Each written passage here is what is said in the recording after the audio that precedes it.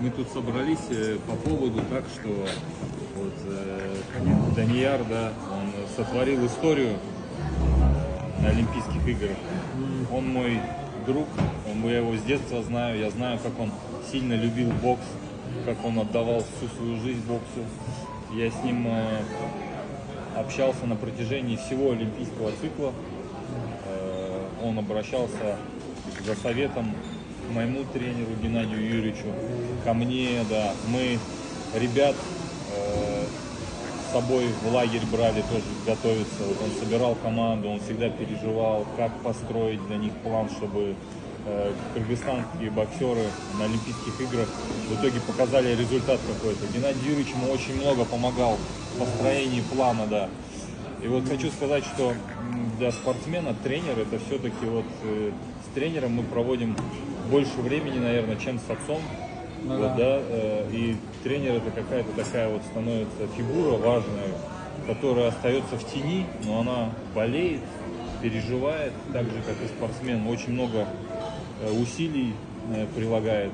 И вот Данияр вот немного остался в тени у нас после Олимпийских игр. Хотя вот он единственный, кто довел ученика до финала Олимпийских игр. Да. То есть он был один тренер и один ученик, они вот вдвоем приехали и сумели вот такую историю сотворить. Мунарбек выиграл и кубинца, и американца. Это просто, да, это такая огромная история, да, и вот хотелось бы отметить, что чтобы Данияра не забывали, знали его, знали своего героя тоже, что Мунарбек был не один, он был с Данияром, но, конечно, физически этой помощи не хватает, да, подключали еще тренеров, братский народ, Узбекистан помог. Но хотелось бы, да, сказать Данияру спасибо огромное, Данияр, что ты вообще любишь бокс, что ты сделал для этого вида спорта в Кыргызстане, что ты из Токмака, из одного же зала со мной.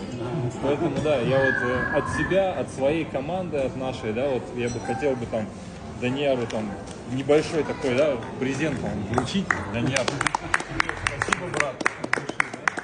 Вот. Это чисто вот от нас, да. Спасибо. Да, потому что надо помнить, надо не забывать, да, так что. Спасибо.